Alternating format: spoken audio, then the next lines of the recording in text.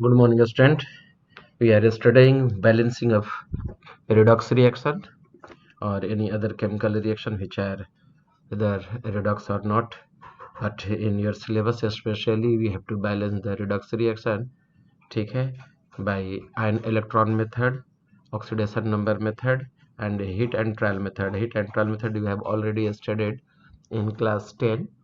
Today we will discuss more example of balancing by an electron method. See this example number 7. Dichromate ion is oxidized to chromium ion ना, ये आप जानते हैं, तो इसको balance किया ही जाता है। इससे पहले मैं दूसरा एक क्वेश्चन एक दे देता हूं आपको।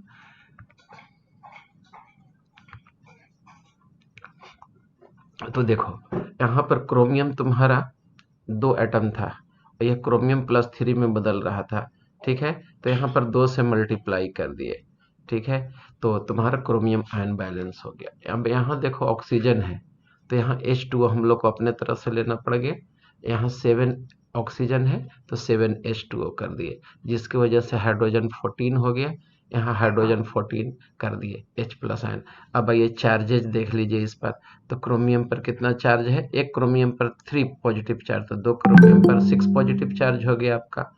इधर कितना है, 14 था प्लस 2 माइनस हो गया नेगेटिव के चार्ज, तो यहाँ कितना हो गया 12, कितना ज्यादा हो गया 6, तो 6 इलेक्ट्रॉन ऐड कर दिए। सब 12th में भी आपको मिलेगा, इसलिए जानना है इसको ठीक से और प्रैक्टिस कर लीजिएगा, प्रैक्टिस से हो जाएगा।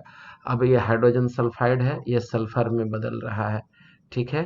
तो यहाँ पर देख लीजिए आप, और यह लिबरेट करेगा तो H+ और S में टूटता है ये, ठीक है। अब यहाँ पर आपका हम लोग हाइड्रोजन वाइज बैलेंस कर दीजिए, आप एटम वाइज बैलेंस कर दीजिए। यहाँ पर 2 हाइड्रोजन था, तो यहाँ पर 2 से मल्टीप्लाई कर दीजिए ना, तो 2 हाइड्रोजन यहाँ हो गया। एक सल्फर है, एक सल्फर रहने दीजिए, अभी इस पर मत ध्यान दीजिए ना, इस पर ध्यान नहीं देना है, इस पर ध्यान नहीं दीजिए। कैसे किए हैं वो अभी मैं बता रहा हूँ। तो H2S टूटा तो H+ में गया, यहाँ 2 से मल्टीप्लाई कर दिया, हाइड्रोजन वाइज बैलेंस हो गया। एक सल्फर था, एक सल्फर दे दिए, ठीक है। अब देखो इसमें 2+ आने की वजह से कितना हो जाएगा, यहाँ पर इधर एक भी चार्जेज नहीं है, तो 2 इलेक्ट्रॉन ऐड कर दिए। क्या कर दिए, 2 इलेक्ट्रॉन यहाँ ऐड कर दिए। अब पूरे सिस्टम में किए क्या हम कि मल्टीप्लाई कर दिए। क्या कर दिए, मल्टीप्लाई कर दिए। इस डिजिट से कीजिए कि नंबर ऑफ इलेक्ट्रॉन इक्वल हो जाए। तो देखो इसमें तुम्हारा 6 इलेक्ट्रॉन था, यहाँ 2 ही इलेक्ट्रॉन है, तो 3 से मल्टीप्लाई कर दीजिए। देखो 3 2 6 इलेक्ट्रॉन आ गया ना यहाँ, और यहाँ से यही मल्टीप्लाई हुआ है तो 3s लिखा हुआ है, ये मल्टीप्लाई करिएगा तो 3 2 6H आ गया, यही 3H2S आ गया, ठीक है। तो ये आपका यहाँ से यहाँ कैंसिल हो गया इलेक्ट्रॉन आपका, ठीक है। ये मल्टीप्लाई करके लिखा हुआ है, तो डाइक्रोमेट हो गया, डाइक्रोमेट आयन दे दिए। यहाँ 14 पॉजिटिव चार्ज है और यहाँ आपका 6 पॉजिटिव चार्ज है, दोनों का डिफरेंसेज निकाल दीजिए। 18H+ लिख दिए, 3H2S था, ठीक है। यहाँ 3H2S हो जाएगा, क्या हो जाएगा, यहाँ 3H2S हो जाएगा आपका। इसके बाद यहाँ देखिए कितना क्रोमियम है आपका, 3 क्रोमियम है, यहाँ 3 क्रोमियम हो जाएगा मल्टीप्लाई करने के बाद, ठीक है। तो ये 3 यहाँ से 2 क्रोमियम है जी, ये 2 क्रोमियम है, 2 क्रोमियम रहने दिए। 7H2O है, 7H2O दे दिए। सल्फर 3 था, सल्फर 3 था, ये बैलेंस हो गया आपका। आइए नेक्स्ट एग्जाम्पल आप देखिए, उसी तरह का है ये, ठीक है। तो डाइक्रोमेट आयन है, यह क्रोमियम प्लस में बदलता है, H2O निकालता है। तो इसका बैलेंसिंग मैं बता दिया हूँ कैसे किया जाता है। स्टेनस क्लोराइड जो है स्टेनस जो है स्टेनिक में बदल गया, ठीक है। नंबर ऑफ एटम सेम है, इसलिए अभी हम कोई मल्टीप्लाई नहीं किए हैं, कोई मल्टीप्लाई करें 3 को भी थोड़ा देर के लिए भूल जाओ। यहाँ 2 चार्ज है, तो यहाँ 2 इलेक्ट्रॉन ऐड करना पड़ेगा। कितना इलेक्ट्रॉन ऐड करना पड़ेगा, 2 इलेक्ट्रॉन ऐड करना पड़ेगा, ठीक है। तो 2 इलेक्ट्रॉन जैसे ही ऐड करोगे तो यहाँ 6 इलेक्ट्रॉन है, 2 इलेक्ट्रॉन है, यहाँ 3 से तुमको मल्टीप्लाई करना पड़ जाएगा, तो कितना हो जाएगा 3Sn हो जाएगा तुम्हारा, 3Sn+4 हो जाएगा, 3 2 6 हो जाएगा। तो ये 6 और ये 6 इलेक्ट्रॉन कट गया आपका, ठीक है। मल्टीप्लाई करके अब लिख देना, ये ऐड करके लिख देना है। यहाँ डाइक्रोमेट आयन हो गया तो डाइक्रोमेट आयन लिख दिए। H+ आयन है 14, तो H+14 लिखा जाएगा आपका। Sn+2 है, 3Sn+2, इधर 3Sn+4, 2 क्रोमियम Cr+3 7H2O। अब उतार दीजिए, यही आपका आंसर हो गया 8।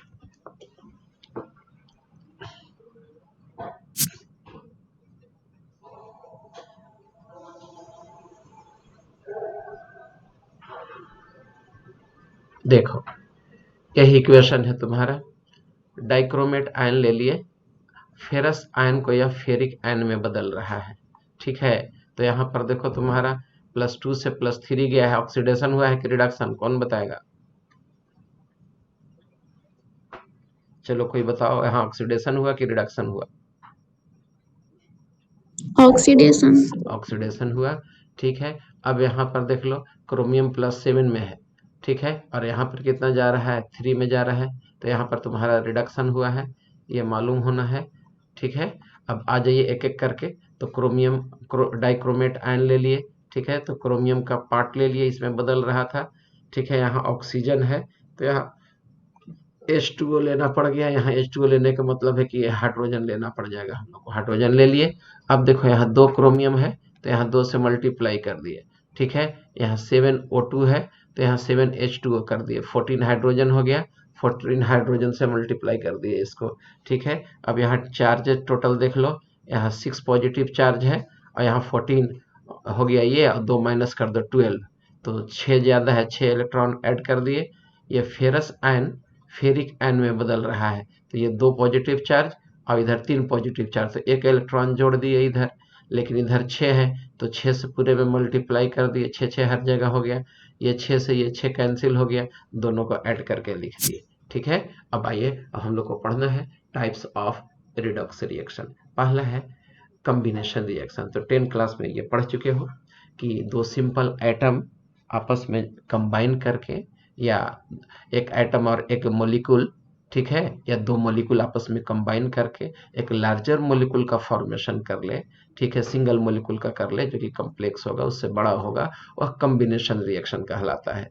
जैसे कोयला को ले लो, कोयले में आग लगा दो, ऑक्सीजन के प्रेजेंस में ये CO2 में बदल जाएगा। तो यहाँ देखो कार्बन कितना है? 0 ऑक्सीडेशन स्टेट में है, ठीक है। ऑक्सीजन कितना है? 0 ऑक्सीडेशन स्टेट में है। कार्बन का क्या हो गया? +4 है यहाँ कार्बन। ऑक्सीजन कितना में है? -2 में है, ठीक है। तो कार्बन 0 से C4 में गया, तो 0 से C4 में जाने का मतलब क्या हो गया तुम्हारा? ये कि ऑक्सीडेशन नंबर इंक्रीज कर रहा है, तो ऑक्सीडेशन हो गया। यहाँ 0 से -2 में जा रहा है, ऑक्सीडेशन नंबर घट रहा है, रिडक्शन हो रहा है, तो ये भी एक तरह का रिडॉक्स रिएक्शन है, कॉम्बिनेशन रिएक्शन ना। अब आइए डिकम्पोजिशन रिएक्शन, तो 10 में पढ़ चुके हो, अगर सिंगल लार्ज मॉलिक्यूल आपस में डिसोसिएट करके दो या दो से ज़्यादा एटम या मॉलिक्यूल में टूट जाए, तो उसको हम लोग डिकम्पोजिशन रिएक्शन कहते हैं। जैसे सोडियम हाइड्राइड ले लो, इसको हीट कर दो, तो सोडियम मेटल और हाइड्रोजन में टूट गया, मेटल हाइड्राइड है, ये प्लस पार्ट है, ये माइनस पार्ट है, यहाँ ये 0 है, यहाँ इसका 0 है, तो देख लो सोडियम +1 से 0 में गया, क्या हो गया? ऑक्सीडेशन नंबर घट रहा है, यह रिडक्शन हो गया, ठीक है। यह -1 से 0 में गया है, ऑक्सीडेशन नंबर क्या हुआ है? बढ़ गया, बढ़ गया, इसका मतलब कि क्या हो गया? ऑक्सीडेशन हो गया, ठीक है। तो ये भी एक तरह का रिडॉक्स रिएक्शन है।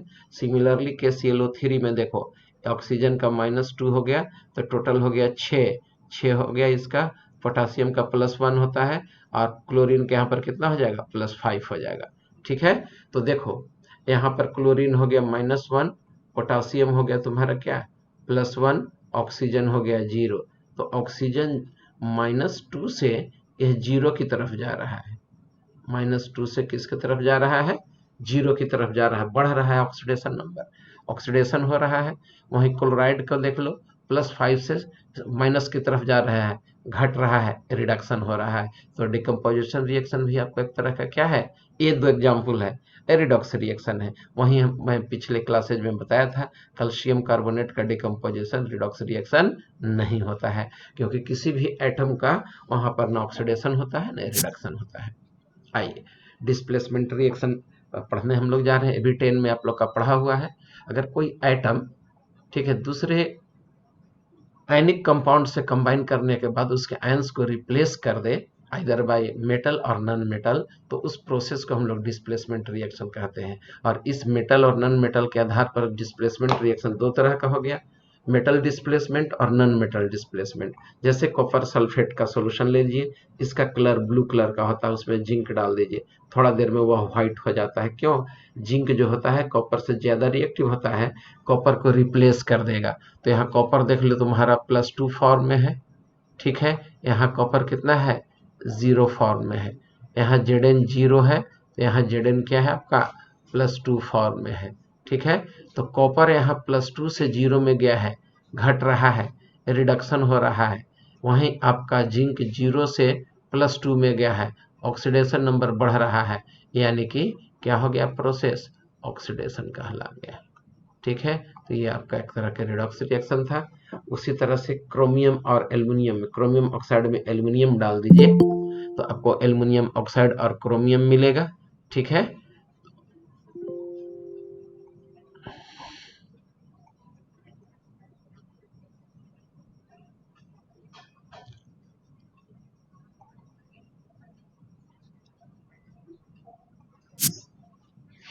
चलो तब इसको देखो,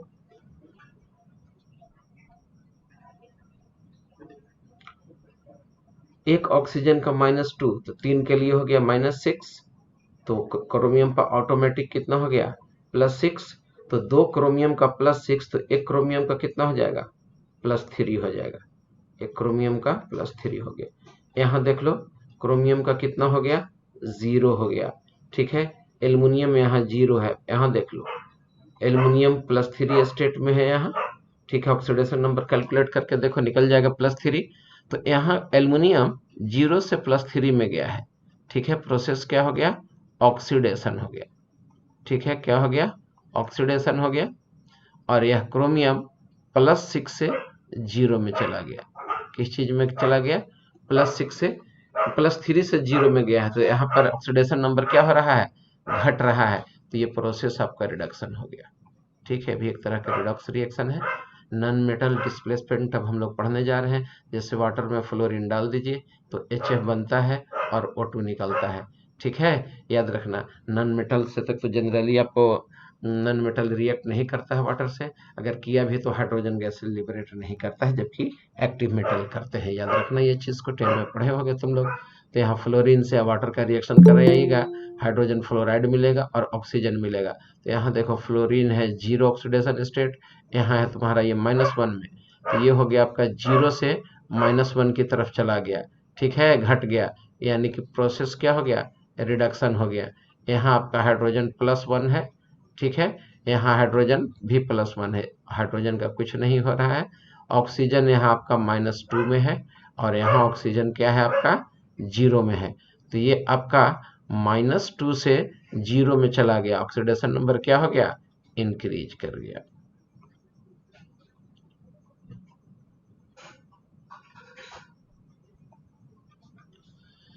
ठीक है, ऑक्सीडेशन नंबर इंक्रीज कर गया, मतलब क्या हो गया? ऑक्सीडेशन हो रहा है। तो ये भी एक तरह के रिडॉक्स रिएक्शन है। आइए डिस्प्रोपोर्शन रिएक्शन पढ़ाते हैं। तो ये मैं पिछले क्लास में ही पढ़ा चुका हूँ कि वैसा केमिकल रिएक्शन जिसमें सेम सब्सटेंस का ऑक्सीडेशन भी हो, रिडक्शन भी हो, डिस्प्रोपोर्शन रिएक्शन कहलाता है। जैसे देख लो यहाँ पर, पिछले क्लास में मैं H2O2 का एग्जाम्पल लिया था, किधर गया? यहाँ है, हाँ। इसका 0 ऑक्सीडेशन स्टेट है, OH माइनस का यहाँ -1 है, यहाँ सल्फर -2 में है। तो देखो 0 से -2 में चला गया, ऑक्सीडेशन नंबर घट गया, क्या हो गया? यह रिडक्शन हो रहा है। प्रोसेस क्या हो गया आपका? रिडक्शन हो गया, ठीक है। अब आइए जरा यहाँ पर सल्फर को देखिए, एक सल्फर का X तो 2 सल्फर का 2X, एक ऑक्सीजन का -2 तो 3 ऑक्सीजन का -6, टोटल चार्ज कितने के बराबर है? -2 के बराबर है, -2 यहाँ से लिख दिए, यानी कि 2X इज इक्वल टू 6 -2 बराबर कितना हो जाएगा? 4 हो जाएगा, ठीक है। तो 2 से काट दीजिए, 2 दूनी के 4, यानी यहाँ सल्फर का कितना है? +2 है ऑक्सीडेशन स्टेट। तो यहाँ सल्फर जो है 0 से किस में जा रहा है? +2 में। ऑक्सीडेशन नंबर क्या हो रहा है? इंक्रीज कर रहा है। यह प्रोसेस क्या कहला जाएगा? ऑक्सीडेशन कहला जाएगा। ठीक है, अब आइए हम इलेक्ट्रोड पोटेंशियल के बारे में आप लोग का चर्चा करते हैं। थोड़ा सा रुकिए, पानी पीने दीजिए। पानी है गरम करके ना रखी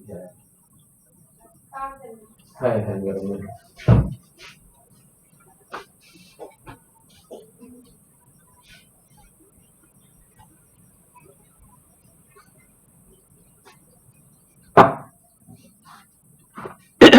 चलो जी, ये 11th और 12th दोनों में पढ़ना है, ठीक है, इसलिए इसको ठीक से सुन लो।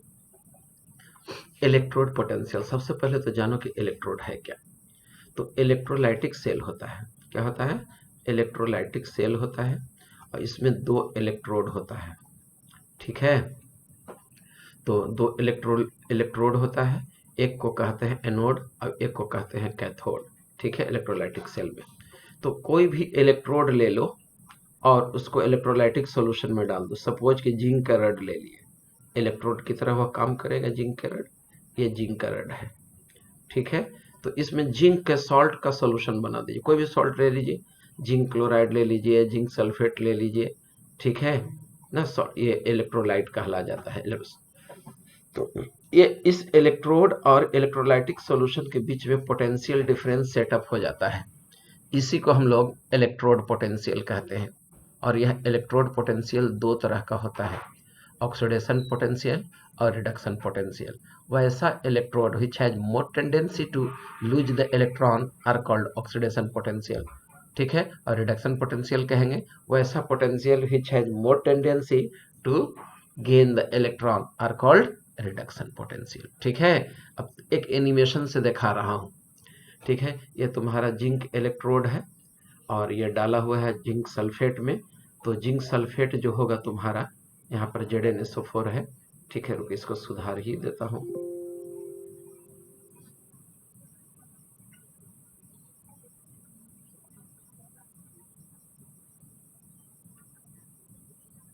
हाँ, तो देखो ये जिंक सल्फेट है तुम्हारा।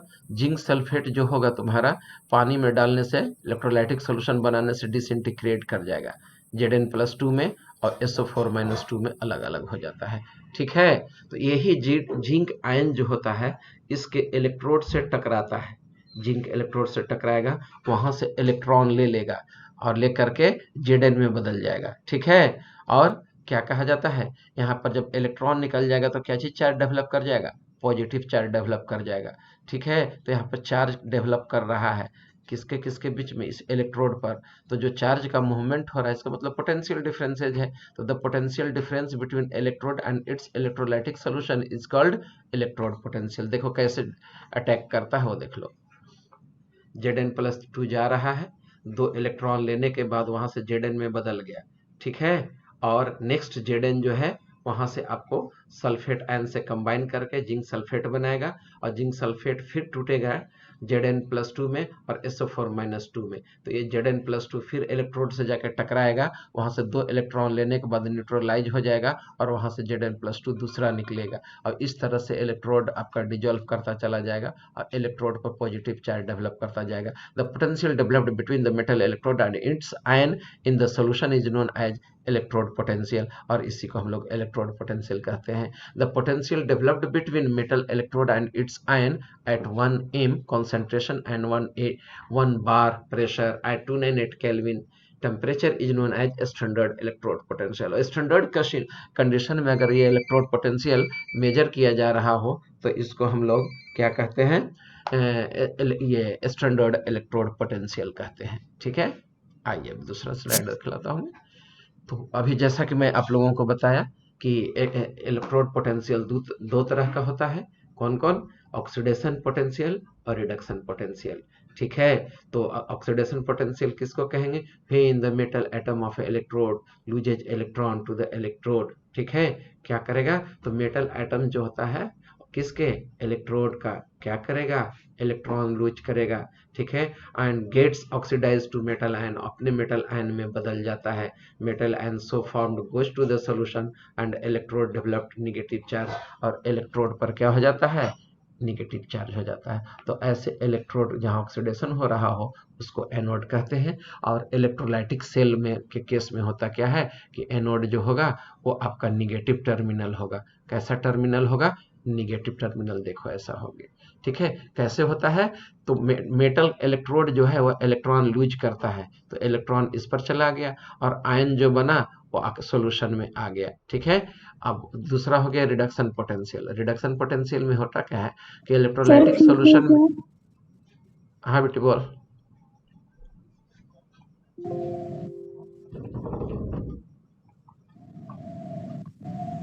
हाँ प्रिया कुछ कह रही थी। सर फिर से एक बार। अच्छा हाँ बेटा।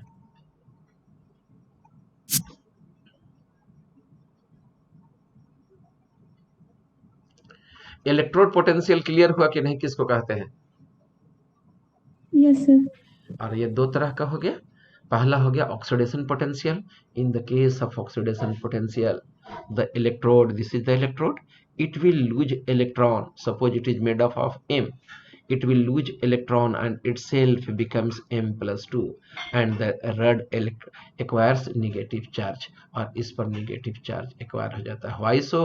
Because it is losing the electron and these electrons are accumulated at this electrode. That is why this terminal is regarded as negative terminal and are said to be anode, और इसी को हम लोग एनोड कह देते हैं।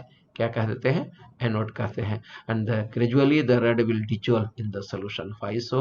Because it is the losing the electron which are accumulated on the electrode, and the ion found by the metal is dissolved in the aqueous solution, ठीक है।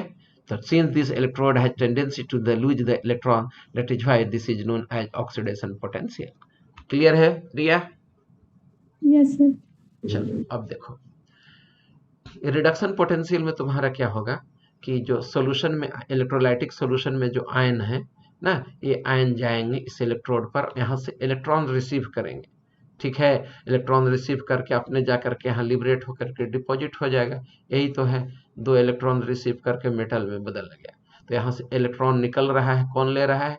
मेटल आयन ले रहा है, ठीक है। तो यहाँ से इलेक्ट्रॉन निकलेगा तो ऑब्वियस से पॉजिटिव चार्ज डेवलप कर जाएगा। तो इस टर्मिनल पर तुम्हारा पॉजिटिव चार्ज डेवलप कर गया, जिसे हम लोग कैथोड कहते हैं। कंफ्यूज मत करना, सेल दो तरह का होता है, इलेक्ट्रोलाइटिक सेल और इलेक्ट्रोकेमिकल सेल, ठीक है। तो इलेक्ट्रोकेमिकल सेल में एनोड नेगेटिव है और कैथोड पॉजिटिव होता है, जबकि इलेक्ट्रोलाइटिक सेल में जस्ट इसका उल्टा होता है। तो आइए उसको हम भी पढ़ाऊंगा ही मैं, ठीक है। यहाँ तक कोई दिक्कत है तो बोलिए।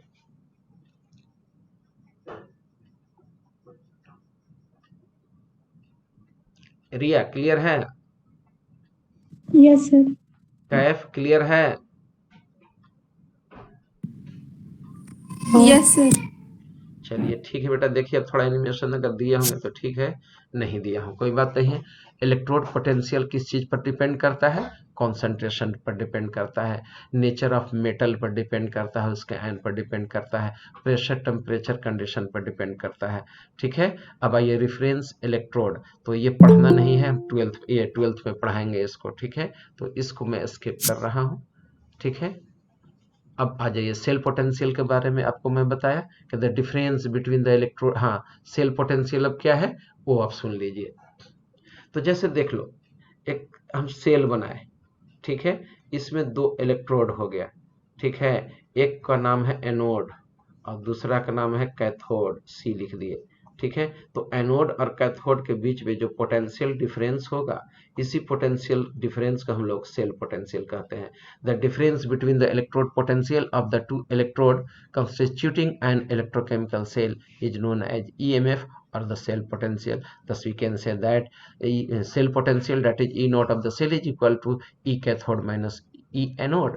E is electrode potential of cathode, E anode is electrode potential of anode. Cathode has always greater electrode potential, ठीक है। यहाँ तक कोई दिक्कत तो बोलो।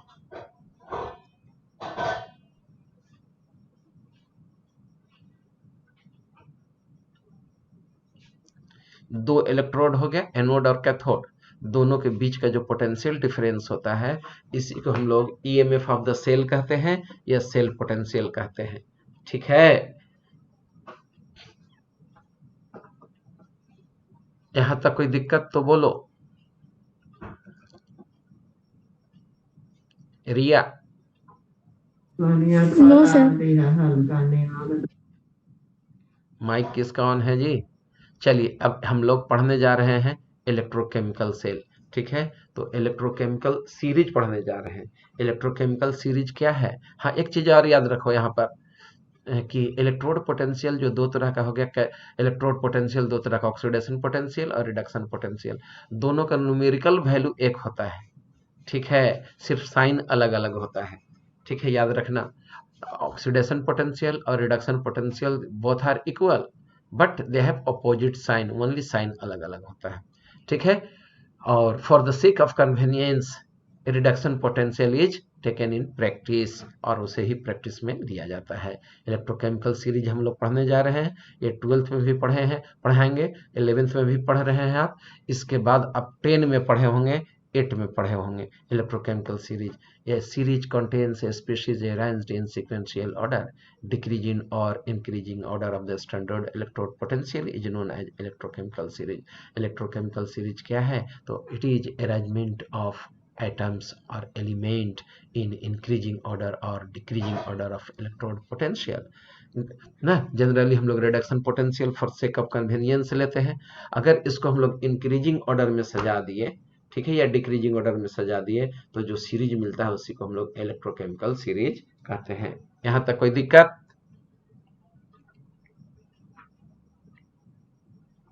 नहीं? तो आ जाओ, देखो यही इलेक्ट्रोकेमिकल सीरीज है, याद रखना।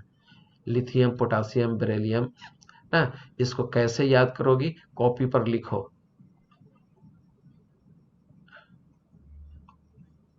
लिख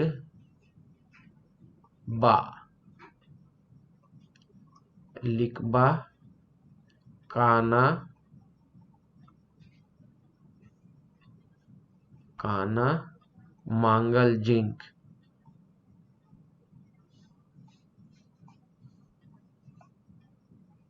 लिखबा, काना, मांगल, जिंक।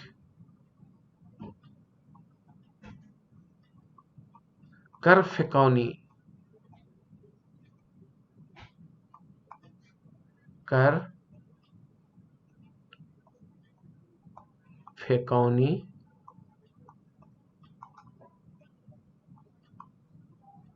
कर फेकौनी, CUAGAUPT, CUAGAUPT,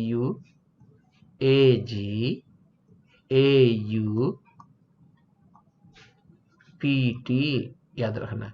लिखबा, काना, मांगल, जिंक, कर फेकौनी, CUAGAUPT।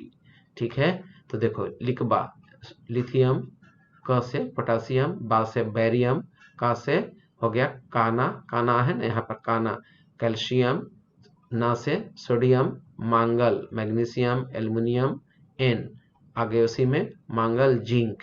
ठीक है, कर फे को नी, SNPB जोड़ देना उसमें, कर फेकौनी SNPB ना। तुम्हारे यहाँ गेस्ट आते हैं तो कहते हो कि कोल्ड ड्रिंक्स पीबा कि हॉट ड्रिंक्स पीबा, ठीक है, तो तुमको कहना है SN पीबा। ठीक है, तो वही SNPB, SN को SN पिलाना है उन्हें ना। फिर है हाइड्रोजन, CUAGAU, नीचे में हो गया तुम्हारा PT ना। तो ये जो लिखाया हूँ, कोड दिया हूँ, बहुत आसान है याद रखना। लिखबा, कानक, लिखबा, कानम, मांगल, जिंक, कर फेकौनी, CUAGAU। These are arranged on increasing order of their reduction potential. देखो यहाँ से यहाँ तक रिडक्शन पोटेंशियल निगेटिव में है। ठीक है, इन्हें हम लोग एक्टिव मेटल कहते हैं। ठीक है, तो रिडक्शन पोटेंशियल कम है, मतलब कि रिड्यूस नहीं होगा। जिसका रिडक्शन पोटेंशियल ज्यादा होगा वो रिड्यूस होते हैं, और जिनका रिडक्शन पोटेंशियल कम है, इसका मतलब कि ऑक्सीडेशन पोटेंशियल ज्यादा होगा। ऑक्सीडेशन पोटेंशियल जस्ट उल्टा होता है। ठीक है, तो पॉजिटिव साइन के साथ होने लगेगा तो बढ़ जाएगा। That is why they have more tendency to oxidize. That is why these are known as active metal, and they can liberate hydrogen gas on the reacting with dilute mineral acid and water. And those metals which have positive electrode potential after hydrogen, देखो hydrogen का zero है, और hydrogen के zero के बाद इन सबों का electrode potential positive में है। That means they have more tendency to reduce, ना, ऑक्सीडाइज कम होगा, रिड्यूस ज्यादा होगा, that is why they will not liberate electron on reacting with water और क्या कहते हैं, डाइल्यूट मिनरल एसिड। ठीक है, तो आ जाइए, इन्हें हम लोग नोबल मेटल कहते हैं। रिएक्टिविटी क्या होता है, ऊपर से नीचे आने पर डिक्रीज कर रहा है, ऊपर से नीचे आने पर रिएक्टिविटी डिक्रीज करता है। ठीक है, इंक्रीजिंग और स्ट्रेंथ ऑफ रिड्यूसिंग एजेंट, ना, ऊपर से नीचे आने पर ऑक्सीडाइजिंग एजेंट का स्ट्रेंथ बढ़ेगा और रिड्यूसिंग नीचे से ऊपर की तरफ बढ़ता है। ठीक है, याद रखना है इसको। ठीक है, और इसका एप्लीकेशन हम लोग को ज़्यादा नहीं पढ़ना है, जो भी मैं बताया कि जिनका ऑक्सीडेशन पोटेंशियल ज़्यादा होगा वो ऑक्सीडाइज ज़्यादा होंगे। ठीक है, और जिनका क्या कहा जाता है, ऑक्सीडेशन पोटेंशियल ज़्यादा होगा तो ऑक्सीडेशन का टेंडेंसी ज़्यादा होगा, और जो ऑक्सीडाइज ज़्यादा होते हैं वो रिडक्शन पोटेंशियल हाई होगा। ये क्या रिड्यूसिंग एजेंट कहलाएंगे, तो वे सब रिड्यूसिंग एजेंट होंगे। और जिनका रिडक्शन पोटेंशियल ज़्यादा होगा, which have more tendency to reduce, and the substance which have tendency to reduce itself is known as oxidising agent, यानी कि ऊपर से नीचे ऑक्सीडाइजिंग एजेंट का स्ट्रेंथ क्या होगा, बढ़ेगा। ठीक है, तो ये तो पढ़ा ही दिए। ठीक है, ये सब चीज़ में फिर 11th में नहीं, 12th में फिर से पढ़ना है। अभी जितना बोल दिया हूँ उतना से तुम्हारे लेवल पर काम चलेगा। आइए हम लोग डैनियल सेल और गैल्वेनिक सेल पढ़ने जा रहे हैं। ठीक है, व्हाट इज डैनियल सेल और galvanic cell? It is a type of electrochemical series in which two electrolytic cells are present, in which one electrolytic half cell, each cells are regarded as oxidation half cell and reduction half cell. Oxidation half cell is kept on left hand side. The electrode present in the oxidation half cell is said to be anode, and as you know, anode is regarded at negative terminal because it acquires negative charges. There is a lot of electron at this electrode, that is why it is known as the negative terminal. ठीक है, and the electrode which has positive charge is known as cathode, and it is kept on the right hand side. ठीक है, and these electrodes are connected with a U-shaped tube. देखो यही you shaped tube है जिसको हम लोग salt bridge कहते हैं, विच कंटेन्स पोटासियम आयोडाइड और अनदर इलेक्ट्रोलाइट। ठीक है, अब देख लो, तो जिंक यहाँ पर ये एनोड पर ऑक्सीडेशन होता है, तो जिंक जो होगा तुमको 2 इलेक्ट्रॉन लूज करेगा, and it self it acquires 2 positive charges and it will migrate in the ion. Gradually the size of the electrode will dissolve, reduces, while the copper ion will acquire 2 electron from the anode. ठीक है, and will be liberated there. Thus it is there is a reduction on cathode and there is oxidation at anode. ठीक है, overall redox reaction आपका यही हो रहा है। ठीक है, इलेक्ट्रॉन कैसे माइग्रेट करता है वो देखो। There is flow of electron from anode to cathode, while the conventional current is flowing from right hand side to left hand side, that is from cathode to anode. ठीक है, direction of flow of electron from negative terminal to positive terminal, while the direction of conventional current is from positive to negative terminal. ठीक है, anode पर oxidation होता है जिसको negative terminal कहते हैं, कैथोड पर क्या होता है आपका रिडक्शन होता है जिसको हम लोग पॉजिटिव टर्मिनल कहते हैं। यह राइट साइड होता है। यहाँ तक कोई दिक्कत तो बोलो।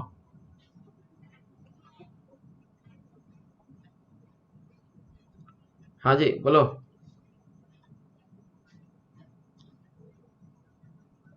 रिया। No sir. ठीक है, तो मैं आगे बढ़ रहा हूँ फिर। हाँ, और देखो एक चीज और, यहाँ पर देखो एनिमेशन से दिखा रहा हूँ, देखो इसको ध्यान से। पोटासियम आयोडाइड है, ठीक है, तो इसमें इलेक्ट्रोलाइट्स मिले हुए होते हैं, तो पोटासियम माइग्रेट कर रहा है कैथोड की तरफ और आयोडाइड ये माइग्रेट कर रहा है तुमको एनोड की तरफ। ऐसा क्यों होता है, आओ इसको भी मैं समझाता हूँ। किधर में लग गया कर्सर? हाँ, यहाँ कर्सर है। देखो होता क्या है कि यहाँ पर पोटासियम आयन तुम्हारा माइग्रेट करके आ रहा है, क्यों आ रहा है, तो ये सल्फेट जो होता है चारों तरफ से, इसके चारों तरफ से एक्यूमुलेट हो जाता है। ठीक है, और यहाँ जिंक आयन चारों तरफ से एक्यूमुलेट हो जाएगा, तो जिंक आयन जो होगा तुमको इलेक्ट्रॉन को खींचने लगेगा, तो इलेक्ट्रॉन का फ्लो नहीं होने लगेगा। क्या हो जाएगा, रुक जाएगा। उसी तरह से सल्फेट आयन चारों तरफ से इस पर एक्यूमुलेट हो जाएगा, तो जो इलेक्ट्रॉन इधर माइग्रेट करके आ रहा था, इसका इलेक्ट्रॉन और इसके इलेक्ट्रॉन के बीच में रिपल्सिव फोर्स लगने लगेगा, सेल फंक्शन करना बंद कर देगा। ठीक है, तो ये क्या कहा जाता है कि सेल जो है सब फंक्शन नहीं कर रहा है। तो अब करते क्या है, यही पोटासियम आयन यहाँ से आता है माइग्रेट करके और सल्फेट को पकड़ के हटा देता है। उसी तरह से ये आयोडाइड माइनस है आपका, क्या है ये, आयोडाइड माइनस है, ये आपका जिंक एन से कंबाइन करके जिंक आयोडाइड में बदल जाएगा और यहाँ से पकड़ के निकाल देगा। तो इसको कहता है what is the role of potassium iodide other electrolyte present in the salt bridge, it just neutralizes the electrolytic और electrochemical cell, neutralizes the electrochemical cell, electrochemical cell को न्यूट्रलाइजेज कर देता है। Since there is accumulation of sulphate और negatively charge particle around the cathode which stop the flow of the electron and the electric current. ठीक है, that is why the potassium will migrate ना present in the salt bridge. ठीक है, और which removes the sulfate and similarly the iodide ion will move in the anodes electrode where there is accumulation of the positive charges which will be replaced by the iodine by reacting them। Salt bridge का function क्या है वो देखो, तो salt bridge का function हम लोग करेंगे। पहला है इसका speed of cation and anion of the electrolytic should be nearly equal. जो सॉल्ट ब्रिज में हम लोग कटायन और अनायन डालते हैं दोनों का स्पीड इक्वल होना चाहिए। ठीक है, दूसरा जैसे एग्जांपल ले लो KCl KNO3 अमोनियम नाइट्रेट ये सब हो जाता है। ठीक है, हम लोग Hg+2 Hg+2 PBI PB tellurium are present in the cell, then KCl is not used as they may form precipitate ना। जैसे हम लोग सॉल्ट ब्रिज बनाते कैसे हैं, एक ग्लास रड लिए उसको बेंड करके यू शेपेड में बदल दिए। ठीक है, और हम लोग करते क्या है कि इसमें अगर अगर डाल दिए, क्या डाल दिए, अगर अगर, अगर अगर क्या है तो रेड एल्गी से ऑब्टेन्ड होता है रोडोफाइसी से, और इसी में पोटासियम आयोडाइड मिला दिया जाता है। ठीक है, तो ये सर्किट कंप्लीट करता है। दूसरा सॉल्ट ब्रिज का फंक्शन है इट मेंटेन्स द न्यूट्रलिटी, और कैसे न्यूट्रलिटी मेंटेन करता हो पढ़ाया हो तुम लोगों को। ठीक है, तो आ जाइए दूसरा फंक्शन आप देखिए, contains solution of inert electrolyte with agar agar or gelatin to convert into semi solid ions।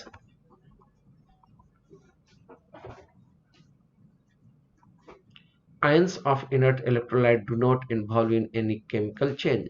जो इसमें सॉल्ट ब्रिज में जो आयंस रहते हैं कोई केमिकल चेंज में उनका इन्वॉल्वमेंट नहीं होता है। ये contains solution of inert electrolyte, अगर अगर में इसको डालकर बनाया जाता है, मैं जस्ट बता चुका हूँ तुम लोगों को। ठीक है, इसके बाद डाल लो कब यह फंक्शन इसका क्या है, तो इट कंप्लीट द सर्किट। दूसरा क्या है, ठीक है, it prevents liquid liquid junction potential. ये लिक्विड लिक्विड जंक्शन पोटेंशियल क्या है जस्ट अभी समझाऊंगा अभी। ठीक है, दूसरा सॉल्ट ब्रिज का फंक्शन क्या है, टू कंप्लीट द सर्किट, और ये क्या कहा जाता है, to prevent the liquid liquid junction potential. और तीसरा क्या है, to maintain the electrical neutrality. If the salt bridge is removed then the voltage drop to zero ना, maintains the electrical neutrality of the cell. Function सब समझा दिए। देखो अब समझो ना, एक वर्ड आया तुम्हारा जंक्शन पोटेंशियल। कैसा junction potential, liquid liquid junction potential. तो ये इलेक्ट्रोलाइटिक सेल है ना, बीच में तुम्हारा है इलेक्ट्रिकल डबल लेयर है, किस चीज का है तो बाद में मैं समझाता हूँ, जस्ट एक मिनट वेट करो ना। एक हम लोग परसेंट पेपर रख दिए, लगा दिए सेपरेट करने के लिए। इधर जिंक सल्फेट ले लिए और जिंक रड डाल दिए, इधर कॉपर सल्फेट ले लिए और कॉपर रड डाल दिए। ठीक है, तो कॉपर सल्फेट में सल्फेट आयन का एक्युमुलेशन होने लगता है और जिंक में Zn+2 का एक्युमुलेशन होने लगता है। ये नेगेटिव टर्मिनल है, ये पॉजिटिव टर्मिनल है। तो ये जो पॉजिटिव चार्ज जो इसमें था वो इसके नेगेटिव चार्ज द्वारा खींचा गया और दोनों एक दूसरे के करीब आ जाते हैं। ठीक है, इसी को हम लोग इलेक्ट्रिकल डबल लेयर कहते हैं। तो इसी को दोनों के बीच में पोटेंशियल जो डिफरेंस बन गया, इसी को हम लोग लिक्विड जंक्शन पोटेंशियल कहते हैं, जिसके चलते आयन का मूवमेंट क्या होगा, स्लो हो जाता है। आइए अब हम लोग पढ़ने जा रहे हैं कि एनोड और कैथोड को कैसे रिप्रेजेंट करेंगे। According to IUPAC convention the standard reduction potential are now called standard electrode potential. If galvanic cell, the half cell in which oxidation takes place is called anode, and it has a negative potential with respect to the solution. The other half cell in which reduction takes place is called cathode, and it has positive potential with respect to the solution. Thus there exists a potential difference between the two electrode. As soon as the switch is in the on position, the electrons flow from negative electron to positive. जो मैं उधर समझाया हूँ वही चीज language में है। कैसे रिप्रेजेंट करेंगे? तो सबसे पहले हम लोग एनोड लिखते हैं, बाद में हम लोग कैथोड लिखते हैं, बीच में हम लोग को सॉल्ट ब्रिज दे देते हैं ना। जब एनोड लिखा जाता है तो पहले उसका मेटल लेते हैं, इसके बाद में मेटल का सोल्यूशन ले लेते हैं, ठीक है। और उसके ब्रैकेट में हम लोग क्या डाल देते हैं? तो उसके ब्रैकेट में हम लोग डाल देते हैं एक्वस सोल्यूशन का कॉन्सेंट्रेशन डाल देते हैं, ठीक है। अब आ जाइए, हम लोग कैथोड जब लिखते हैं तो पहले उसका आयन लिख देते हैं और वहीं पर उसका कॉन्सेंट्रेशन एक्वस सोल्यूशन का दे दिए, किसका? जो भी कैथोड हो, इसके बाद उसका मेटल से सेपरेट कर दिए। कोई दूसरा एक एग्जाम्पल ले लो, जैसे कोई इलेक्ट्रोड है, मांगल जिंक, हाँ, एल्युमिनियम हम लोग डाल दिए जिंक सल्फेट में, ZnSO4 में, देखो रिएक्शन ये होगा, एल्युमिनियम सल्फेट बनेगा, Al2SO4 का कितना हो गया? होल थ्राइस, प्लस क्या बन गया आपका? Zn यहाँ पर अलग हो गया आपका, ठीक है। तो अब आ जाओ तुम, यहाँ एल्युमिनियम हो गया, यहाँ Zn हो गया, यहाँ तुम्हारा ZnSO4 हो गया। हाँ, तो इसके लिए हम लोग करेंगे क्या? देखो यहाँ 0 से +3 में जा रहा है, ऑक्सीडेशन हो रहा है। यहाँ +2 से कितना में गया है? 0 में गया है, रिडक्शन हो रहा है। अब इसको केमिकल इलेक्ट्रोकेमिकल सीरीज के फॉर्म में लिखना है, तो देखो ऑक्सीडेशन यहाँ हो रहा है, तो सबसे पहले इसको ले लेंगे, एल्युमिनियम को ले लेंगे, क्या चीज में बदल रहा है? तो Al+3 में बदल रहा है, Al+3 में बदल रहा है, कॉन्सेंट्रेशन दिया हुआ रहेगा, नोट कर लिए, बीच में डबल एरो दे दिए, सॉल्ट ब्रिज हो गया। अब यहाँ जिंक जो है +2 से 0 में जा रहा है ना, तो रिडक्शन हो रहा है, तो रिडक्शन में कैथोड पर होता है, तो पहले कैथोड का हम लोग आयन लिखते हैं, ठीक है, बाद में हम लोग कैथोड का मेटालिक फॉर्म लिख दिए, ठीक है। यहीं पर इसका एक सोल्यूशन दिलाया जाएगा। तो यही हो गया नोटेशन, स्टॉक नोटेशन कैसे लिखा जाता है इलेक्ट्रोकेमिकल सेल के रिप्रेजेंटेशन को, ठीक है। तो ये हम अभी बताए तुम लोगों को। अब एक चीज और याद रखो शॉर्ट में, एक और ना, जैसे रसगुल्ला खा रहे हो, तुम लोगों के मम्मी रसगुल्ला बनाई, अच्छा लगा तो कहते मम्मी एक और, हाँ, तो एक और याद रखना, एनोड पर ऑक्सीडेशन होता है, कैथोड पर रिडक्शन होता है, ठीक है। और याद नहीं हो तो तुम लोग को लेफ्ट राइट करने आता है ना, अगर डिक्शनरी में पहले लेफ्ट खोजो और राइट खोजो तो पहले कौन मिलेगा?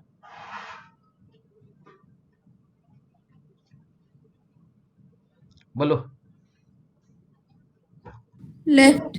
तो पहले लेफ्ट लिख दो, बाद में राइट लिख दो। अब देखो डिक्शनरी में एनोड खोजो और कैथोड खोजो, पहले कौन मिलेगा? एनोड। तो एनोड पहले लिख दिए, कैथोड बाद में लिख दिए, ठीक है। डिक्शनरी में तुम खोजो निगेटिव और पॉजिटिव, पहले कौन मिलेगा? निगेटिव।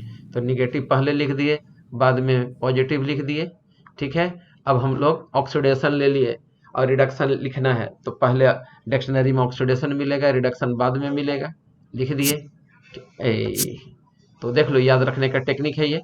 वह electrode which is on left hand side ना, which is negative terminal where oxidation takes place is known as anode, and that electrode which is on the right hand side which is decided as a positive terminal where reduction takes place is known as cathode, ठीक है।